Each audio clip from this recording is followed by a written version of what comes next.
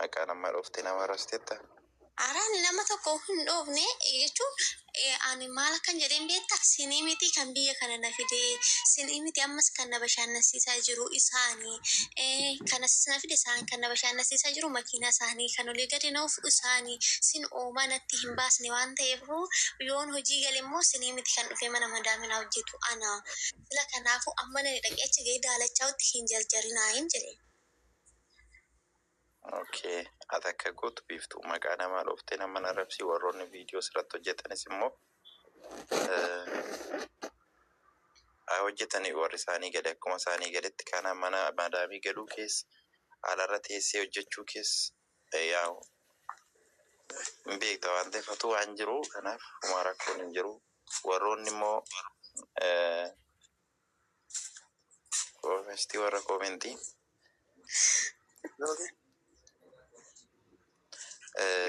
warroonni immoo konkolaataa isaanii warroonni konkolaataa nuti ani fakkeenya konkolaataan kun nadaajii fixeera nadaajii irratti dhumeera jedheera. Hin jenne bisee olii gadi nooftu hin jenne ammas ganaa gaafa nooftu sumannoo fayyoon barbaade si waama barbaade saamii waama immoo asoo aanaanii jirti afdiin jira Ahmad yoon barbaade kan isaaniitiin kanan bahu isaanii kan nageessu garuu immoo warri naala dhufan kun kaleessa gaafa na rakkadhu warra natti kolfaa turanidha si galee warra qubanatti qabaa turanidha garuu har'aanas ga'ee ani ilkaan kolfaa gammachuu kiyya agarsiisee jennaan kun gadi ba'ee viidiyoo kun gadi ba'ee koomentii maal inni indee maal sinii dhibe an tokko gaafa rakkadhu namni na bira dhaabbanne har'a gaafa nani gammadu maaliif dhuftanii natti an baasawii abbaan barbaadu dawaaffee jedhee karaa kiyya sanaan gadhiisu lamisaali ammaanii takkaa sinitti maana dhagaa yoo amma Hamad hojii galtaa biiftuu madaamin ta'e dhuftee deemee galinaan jedhe qaxxitaa hojiin yoo hin immoo hin galtu si jammaa anuma bira utee jala yoo jedhe jechuudha. Hojuma dhiistee anuma bira teessa zalaalamii keetuu jedhe nan ta'a mikiinaatu sinii miti kanas na fide isa waan ta'eef. Amma isaa kana keessa haadhi fi abbaan koo isaanii sinii galee an akka daa'ima isaaniitti na fuudhee olii gadi nama isaanii malee sinii miti. Ati dhuftee immoo koo kaleessa gaafa nani bahu aizuush nama naan hin jennee dhabaa nama kaleessa koo haadha fi abbaa qabdi jettee too. Kinoo amma addis mucoo durbiitii gaafadhaa barbaadda. Geera misikirii nama koo nama du'e boolloo keessatti dhufte kaleessa guyyaa lamayyuu hin guunne dhaggeeffadha. Guyyaa lamayyuu hin guunne kanaaf ganaa bashannantaati. Ganaa ji'a tokko yoo biyyaansi ji'a tokkoof warra raancitu bashannanni kee jechuudha. Ganaa fataa akkasii jedhee yooma inde kaleessa dhuftee hojii seenta yeellamu. Wanta akkas jedhu hin jiru sii galee amma kaleessa nuti wal argine viidiyoo wajjin hojjennee maal goone uummanni achirraan suura sana iskiriinshuutii godhee maal godhee tasiyaasee inbooksiidhaan sii galee na dhiphisaa ture. Wanta isaan godhan jechuudha. Namoonni kaleessa dheengadhanaan nan dubbisne sii galee namoonni ani waadaan bakka jiru hin beekne ani baaseen faamilii kabajamaa faana kanan hojii hojjedhu sii galee namoonni gurguddoon jiru warroonni ani hojii wajjin hojjedhu. Namoonni akkasii anaan na beeku sii galee namoonni immoo anaan nan beekne namoonni bakka nan hin jiru hin beekne duuchaan dhufeetu achiin keessaa natti barreessa. Waa'ee koomentii dhiisii koomentii namoonni akka isaaniif galetti barreessu rakkoon qabu sii galee bakka waan meeqa jechaa fidatte jechaa jiru sii galee biiftuu fidatte bakka biiftuu maal bakka isiniin galchu jedhee naman callise sii galee. Dhugaa dubbachuu. Waadaan ifanii intanaadha naa asumaanuu bara intanaa rakkoon qabu. Namoonni akkasiin gaditti fudhadhaa sinii galee dhugaa dubbachuu. Ani afaanillee gadi ba'ee akkana siniin jechuu hin dandeenye dhugaa dubbachuuf namoota baay'een kabaja sinii galee nama tokkotti danda'ee akkas jedheen dubbadhu maaliif?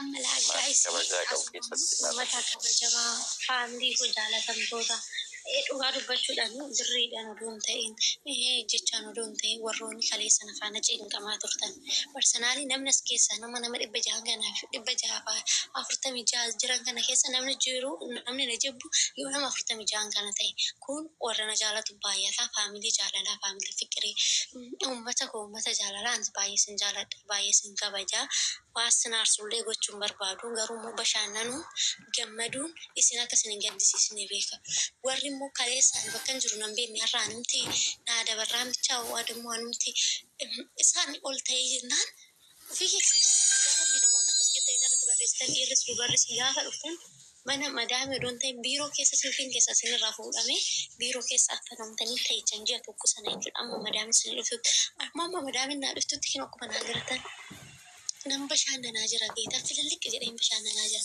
Kana jechuun immoo anaaf gammachuu kan caalu hin jiru. Biiroo galuu hin barbaanne maatii taatanii wajjin jiraatanii amma madaamiin teessan si fudhatutti karaa isinii dhufuu barbaadan karaa aanaaf kottaa isiniin jedha. Lakkoofsa ishii antinaa kee jalatti nan kaa'ama. Warri Dubaay keessattis hojii dhabdanii rakkachaa jiraatan isin biyya barbaaddes dabarsitee isin erguudha. Biiroo gurguddaadha waa wajjin hojjettuufu kottaa karaa isaanii hojjedha. Kan kanarraa nafee biiftuu hin bashannanini hin tasnaanini isa isinii miti kanneen jechuudha. Dhiifama naa godhaaf jechuudha. Maaliif ani nama of danda'ee jiraatudha. Lammata moodoo nan of dadhabee warroonni qaamaan na arga warroonni zuura kee jiran namoonni gurguddaan akkuma waalan jedhee jiru. Namoonni gurguddaan namoonni qofeetii hin barbaanne namoonni ayoosh biiftuu ta'ii asini miti asiis oofa karaan kun naan jedhan baay'ee jiru waan ta'eef isaan taqayyamsi dhufuu sulan hin barbaanneef warroonni akkasii ofuma keessanii of danda'achuu miti. Ana biraan hin ga'ina. Maalin gubanne tokkummaa qashtii koo jirta. Warroonni koomentiin taane barreessitanii isaa faamilii dhugaa. Hojii galii hin jettuuni bashannanii jedhaanii kun maaliin kan jettee as jalatti barreessitu deemte amma waa'ee kee beekta amma waa'ee namaa geekuudhaaf dura. Waa'ee kee iyyuu beektu. Garuu namoonni sinitti nima namoonni nama sirrii nama guddaa taatanii koomentii keessanii fi dhugaa dubbachuu taatan yoo ta'e of eeggadhaa siinii galee waan hin taane hin barreessina. Mucaa'oon kaalessa dhufte dhuguma dubbachuuf sinii galee hin jettaniituma maali Dubaay yoo margite Dubaay maal akka fakkaatu yoo margite dammoo maallaqa keessan diraama keessan baastanii bashannansiistanii akkasitti hin barreessina. Warroonni warra ishii jibbu yoo ta'e malee warri biiftuu jaalatu bakka intalli kun baay'ee dhiphachaa turte intalli kun bakka fataa jechuu qabdi warri jettan. Isti lakkoofsa tokko tuqame.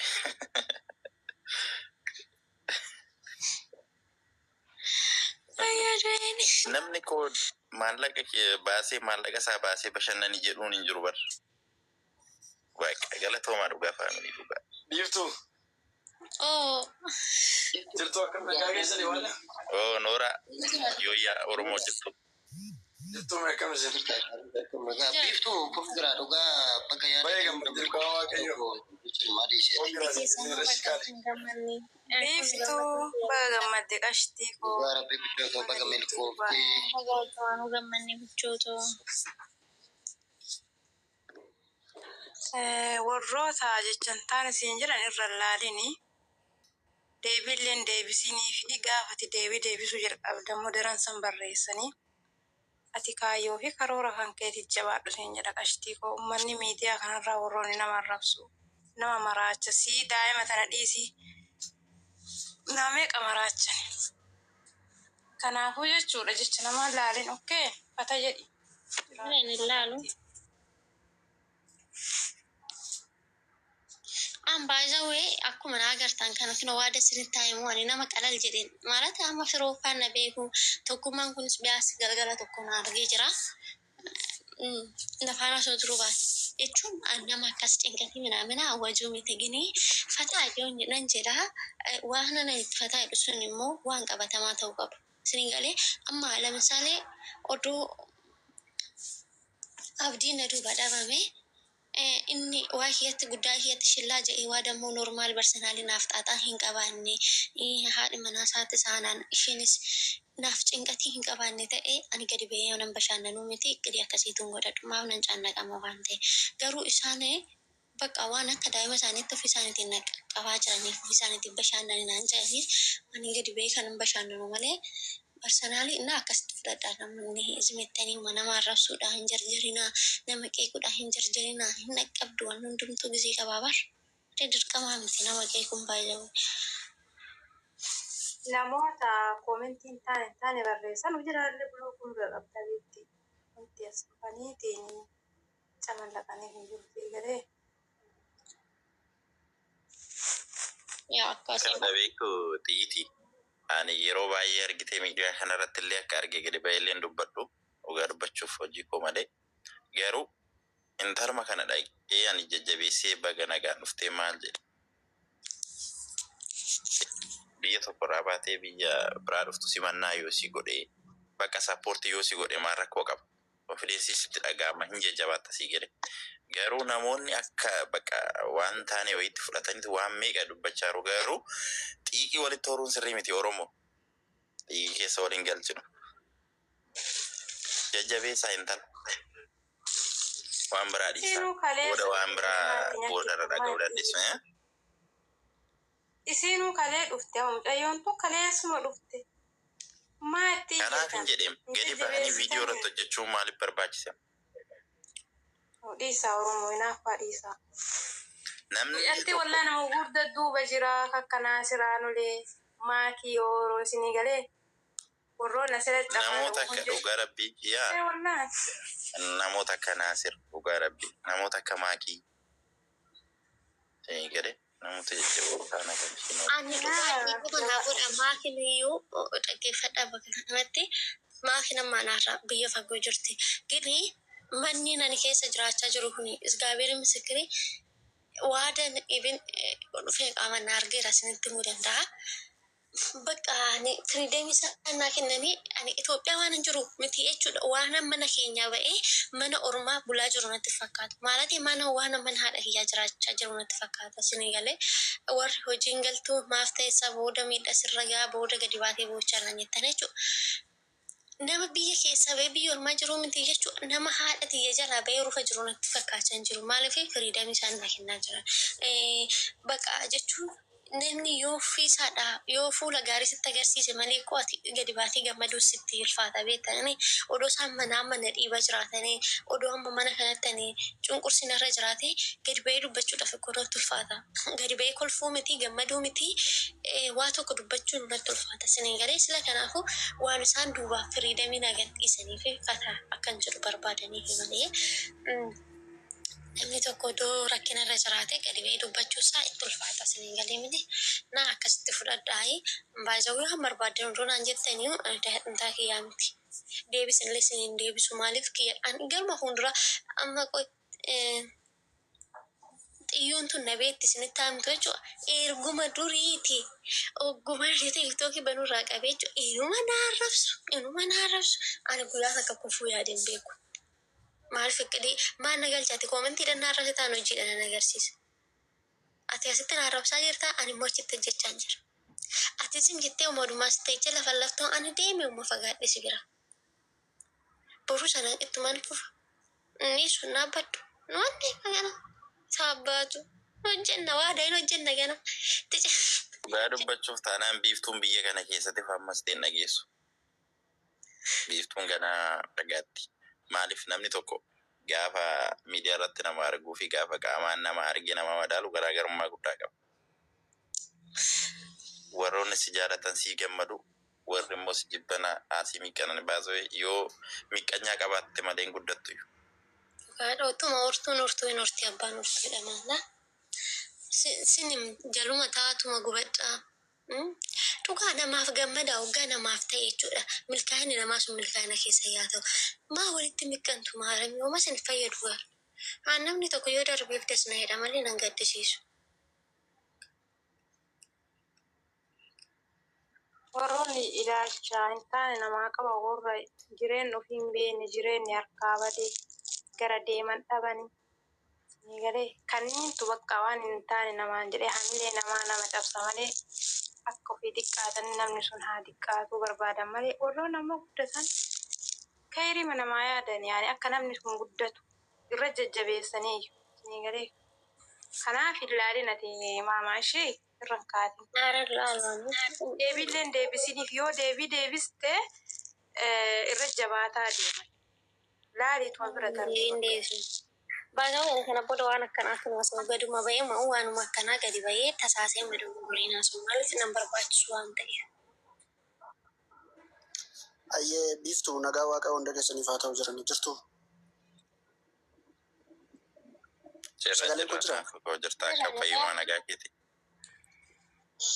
Galata waaqayyoo baga jiraatani. Baay'ee baga jiraatti. Ani wanta biiftuudhaaf dhaamu biiftu ani wanta isin jedhatti daa'ima miti. Miidiyaa kanarra yeroo baay'ee turteetta. Ani fooloo nas godhe yeroo fooloo xiqqaa qabdurraa kaasteen si faana jira. Wanta keessa darbite hundi keenya hin beekna. Miidiyaa kanarra baay'ee turte namni namarraa dubbachuu waanuma jirudha. Gaaris gootu amaas gootu yoo sitti tole yoo sitti bades namni ajandaas godhachuu isaa waan hin oolle. Ati immoo sa'aatii kanatti yoo waan namni sirraa dubbatu deebisaa deemte sammuu kee nagaa siin ta'u beektaa waan miidiyaa kana. Innaa caallisuun furmaata. Ati sa'aatii kanatti daa'imadha. Daa'ima miti namni daa'ima gorsa. Daa'ima miti ati nama geessuudha. Nama gorsitee nama ofii kee irra darbitee namaaf taatu. Nama naga'iini waan hojjetu ofii keetti hojjedhu. Yeroon siin jedhu immoo deebii dhufteen deebisi nama hin arrabsiin miidiyaa kanarratti.